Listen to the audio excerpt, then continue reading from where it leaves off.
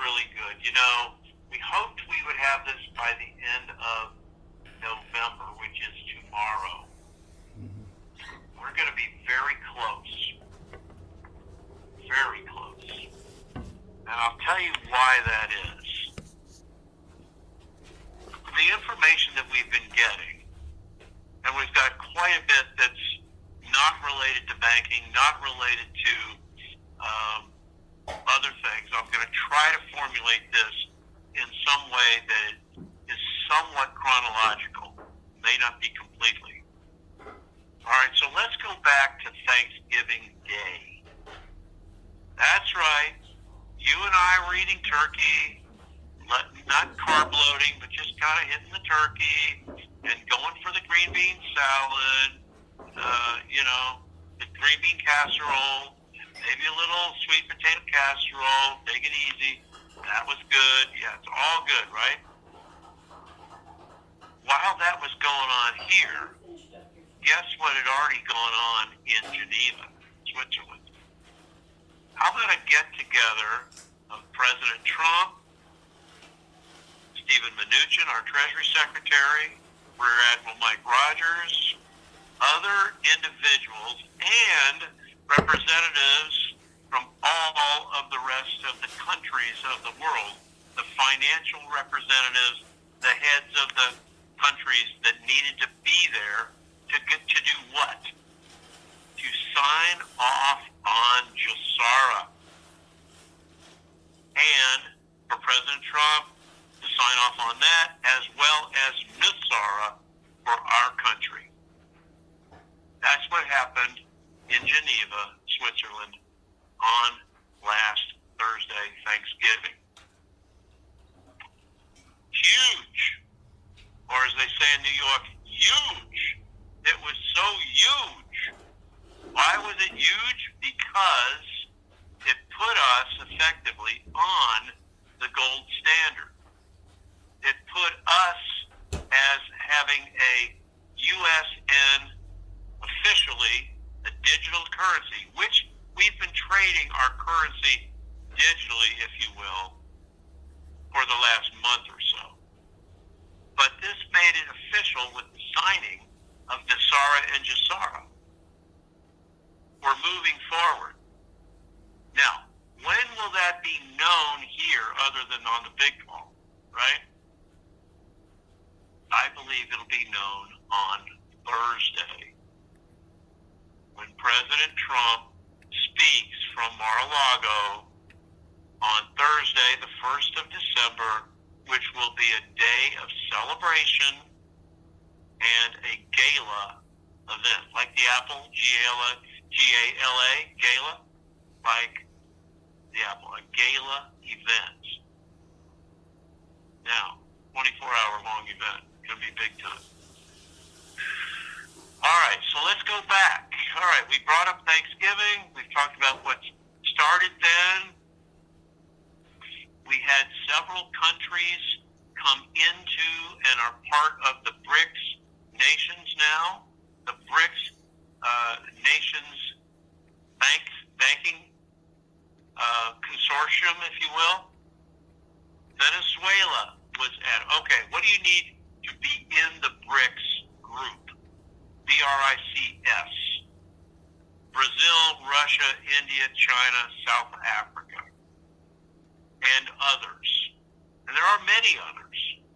At least 30, maybe 60 or more so far. But the new ones that were added of note were Venezuela. Venezuela was added. Iraq was added to the BRICS. Iraq. The United States is added to the BRICS, and I believe it'll officially be part of the BRICS on Thursday. And there's more coming about Thursday, I'll tell you why. I think many nations will come to the party and be part of that consortium on Thursday. We have, as of today, the last day for any of our USD fiat currency to be used anywhere internationally, globally, except for Canada, Canada, the U.S., and Mexico. Those three countries are still using the fiat dollar, which is not backed by anything but our good looks. The full faith and credit of the U.S. government. But that's the old. That fiat currency is under the corporation. It's fading away. It's here now, but it'll be gone probably completely by the end of January. We'll have about 2 months where both fiat and USN asset-backed currency will be utilized. And then as we get more and more into January, I think you'll have less and less and less fiat, and they'll be pulling it out, and we'll be right there at the very end of the month. It's like, I think when we start February, there won't be any more USD utilized in this country. I think it'll be a thing of the past, of the recent past. Now, that's big news today that happened. That our USD fiat dollar is no longer being used globally at all. Only in North America, which is Canada, U.S., and Mexico. That's it. That's North America. Okay, so that's huge news. The BRICS nations are huge. BRICS countries. And I'm sure there are many other countries that have come to the party here recently that I'm forgetting, but that's what's coming to mind so far. I mean, it's just amazing what's happening right now. All right, let's talk about a court case that was put out and brought before the Supreme Court and was heard by the Supreme Court. I believe it was around last Friday. They may have had it before then, but I believe that's when they adjudicated it. Now, it was put up by three brothers called the Brunson brothers out of Ogden, Utah.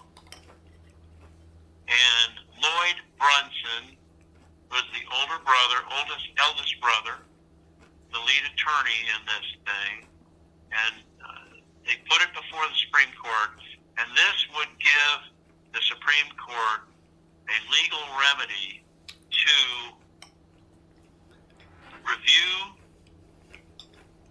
what the Congress was supposed to have done but did not do in reviewing the election results from 2020 and the most recent midterm elections of 2022.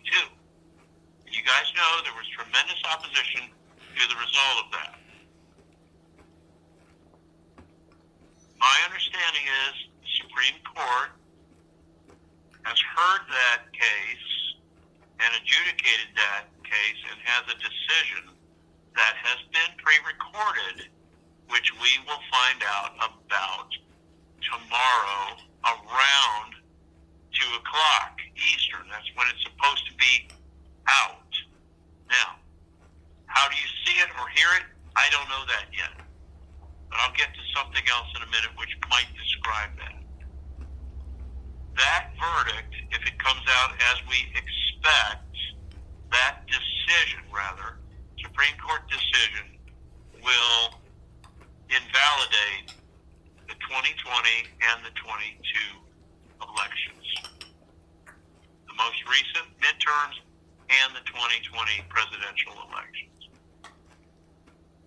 They will be null and void. They will be vacated. That's going to be amazing and interesting. See how that goes through, what happens from that. Now, happening is we have been on a pretty high level of defense preparedness in this country. We've been in DEFCON 3. We went from DEFCON 4. And the lower the number, the more ready we are. We've probably been at 5 as total peacetime. We were at 4. We went to DEFCON 3. I believe it was, I think it was last Tuesday. If Tuesday or Wednesday at 2:45. I think it's Wednesday, 2:45 p.m. All times Eastern. And so now we're looking to move all the way into what should be DEFCON 1.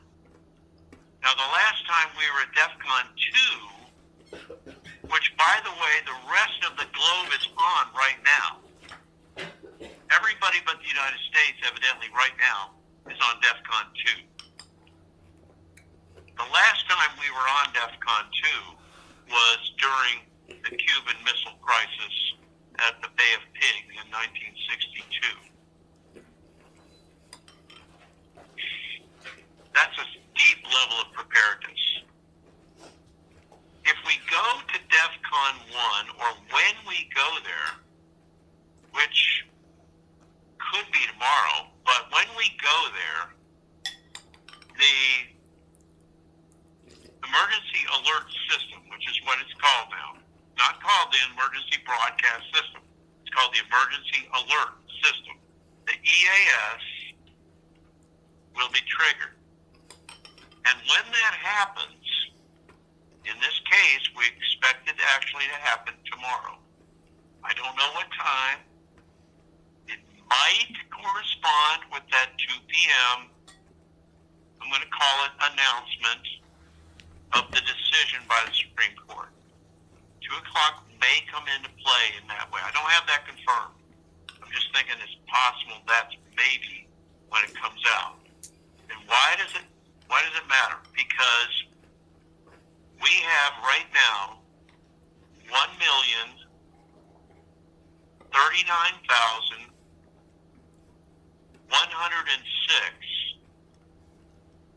federalized National Guard and reservist troops in the United States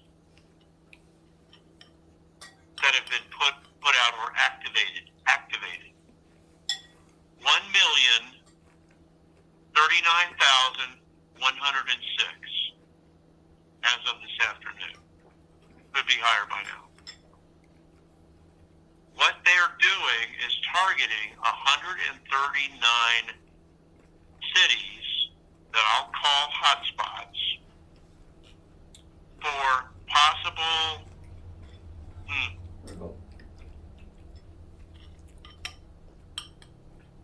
what do we want to call it? Right. Let's just say possible areas of concern in the country. And you can tell roughly where some of those hotspots might be. 139 cities. What my understanding is this emergency alert system will kick off first in those 139 cities. You might not be living near one or in one, unless you're in some of the hotspots that we've mentioned in the past. And then an hour later, this is our understanding, an hour later, the emergency alert system would be utilized throughout the United States. And the globe, really. Not just here. Now, the mainstream media, as you guys know, have not done a whole lot but put out disinformation and lies for all of our lives.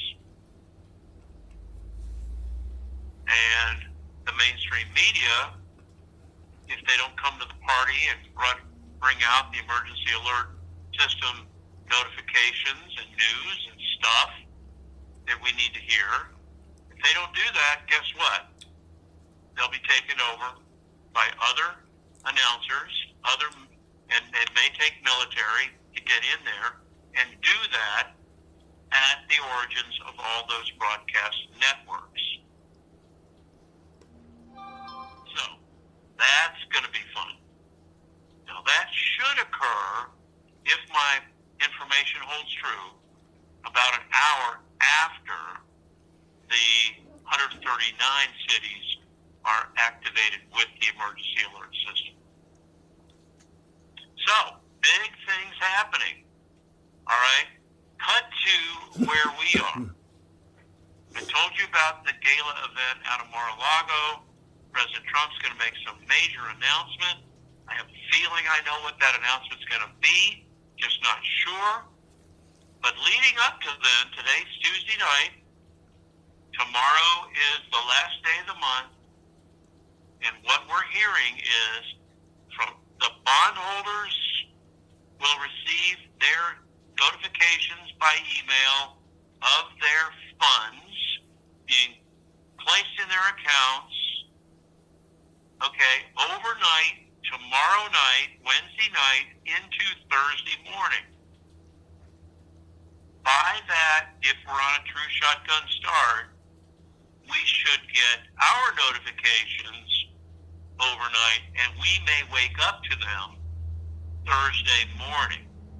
And my understanding, and this is confirmed from 5 different bank sources and the U.S. Treasury, that we will receive our notifications, essentially wake up to them, set our appointments Thursday morning, and begin exchanges on Thursday,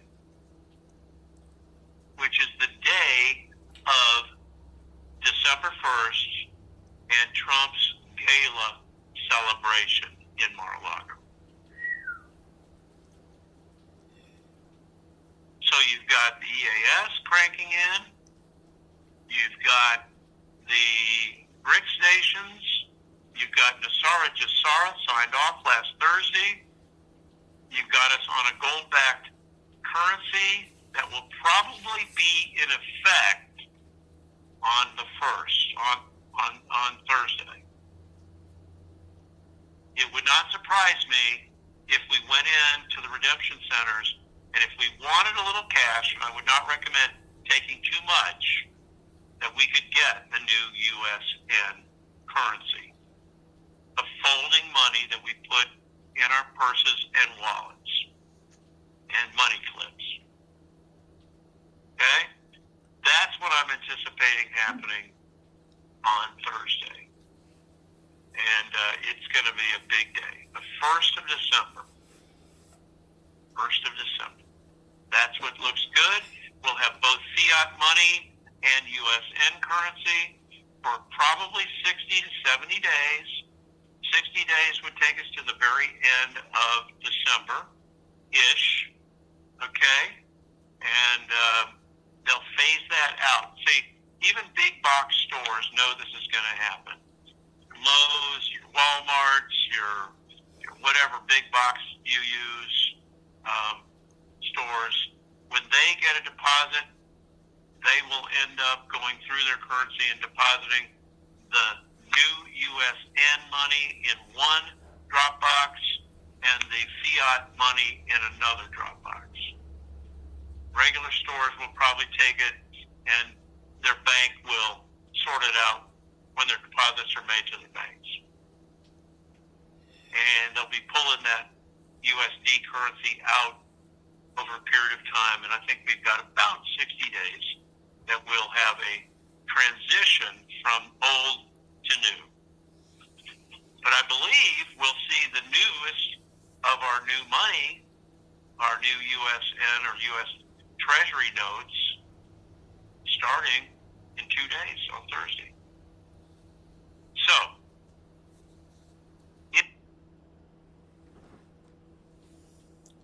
Okay, that's it.